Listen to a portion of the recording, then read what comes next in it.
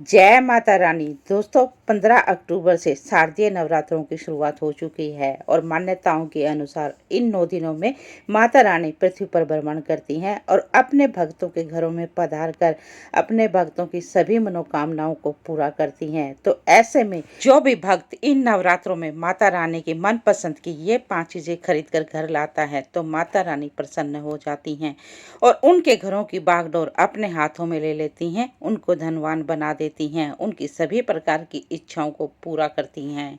दोस्तों शारदीय नवरात्रों की शुरुआत हो चुकी है और अधिकतर हिंदू घरों में माता रानी के नवरात्रों के उपवास रखे जाते हैं। कोई 9 उपवास रखता है तो कोई आगे और पीछे का सिर्फ 2 ही उपवास रखते हैं। तो ऐसे में यदि आप 2 उपवास रखें या 9 उपवास रखें तो आपको माता रानी की चौकी लगाकर और कलश स्थापना करके माता रानी को 16 श्रृंगार का सामान अर्पित कर देना है। और भागवत पुराण के अनुसार जो भी महिला माता रानी को 16 श्रृंगार का सामान अर्पित करती है और पूजा करते समय खुद भी 16 श्रृंगार करती है तो माता रानी प्रसन्न हो जाती हैं और उनके घरों के ऊपर अपने विशेष कृपा बनाए रखती हैं। तो चलिए अब आपको बताते हैं कौन सी हैं वो 5 चीजें जो माता रानी को प्रसन्न करने के लिए इन नवरात्रों में खरीद कर अपने घर लाना है। लेकिन उससे पहले आपसे रिक्वेस्ट है, वीडियो को लाइक, चैनल को सब्सक्राइब करके और माता रानी को अपने घर बुलाना चाहते हैं तो कमेंट में लिख दीजिए जय माता दी। दोस्तों सबसे पहली चीज है कमल का फूल। कमल का फूल खरीद कर इन नवरात्रों में घर ले आए और माता रानी को अर्पित कर दें। दोस्तों कमल के फूल को धार्मिक शास्त्रों में अत्यधिक महत्व दिया गया है क्योंकि धन की देवी माता लक्ष्मी कमल के फूल पर विराजमान रहती हैं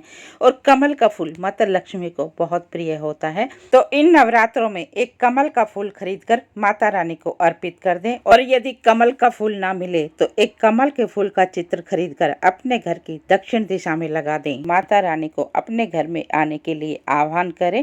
माता रानी की विधि विधान से पूजा करेंगे तो माता रानी आपके ऊपर अपनी कृपा दृष्टि हमेशा बनाए रखेंगी। आपके घर में अन्न धन की कभी कोई कमी नहीं रहने देंगी। दोस्तों नवरात्रि के इन पावन दिनों में चांदी का सिक्का खरीद कर घर लाना बहुत ही शुभ माना जाता है। तो इन नवरात्रि एक चांदी का सिक्का खरीद कर आप घर ले आए और माता रानी के आगे अर्पित कर दें। माता रानी की पूजा के साथ साथ इस सिक्के के भी आप पूरे 9 दिनों तक पूजा करें और कन्या पूजन के बाद इस सिक्के को उठाकर एक लाल कपड़े में बांधकर अपने धन रखने वाले स्थान पर रख दें। तो इस उपाय के करने से आपके घर में कभी भी धन की कमी नहीं होगी क्योंकि भागवत पुराण के अनुसार चांदी का संबंध माता लक्ष्मी से माना गया है। और दोस्तों नवरात्रि के इन पावन दिनों में माता रानी को गुड़हल का फूल जरूर अर्पित करना चाहिए क्योंकि शास्त्रों के अनुसार माता रानी का प्रिय पुष्प गुड़हल का फूल अर्पित करने से माता रानी अपने भक्तों के ऊपर अपनी असीम अनुकंपा बनाए रखती हैं। क्योंकि देवी भागवत पुराण के अनुसार माता रानी को गुड़हल का फूल अर्पित करना उतना ही हितकारी है, लाभकारी है जितना कि महादेव पर बेलपत्र अर्पित करना। और मान्यताओं के अनुसार गुड़हल के फूल के शुरुआती भाग में ब्रह्मा और मध्य भाग में विष्णु और अंकुरण भाग में लक्ष्मी का वास होता है। तो गुड़हल के फूल से अंकुरण निकलने के कारण ये पुष्प शक्ति स्वरूपा माता रानी को अति प्रिय हो जाता है।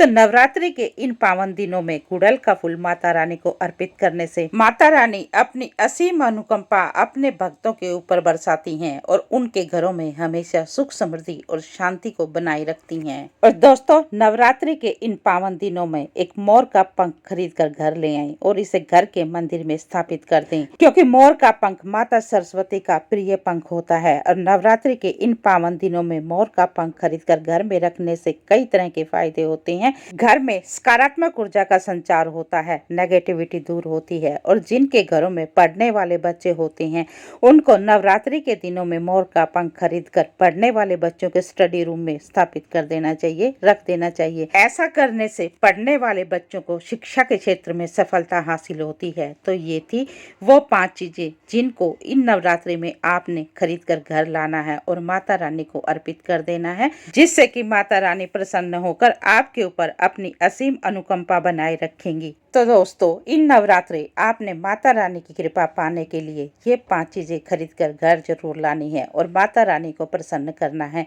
यदि आपको ये जानकारी अच्छी लगी हो तो वीडियो को लाइक, चैनल को सब्सक्राइब करके अपने दोस्तों के साथ अधिक से अधिक शेयर कर दें और एक प्यारे से कमेंट में लिख दें जय माता रानी। तो चलिए मिलते हैं अगले वीडियो में एक नई जानकारी के साथ।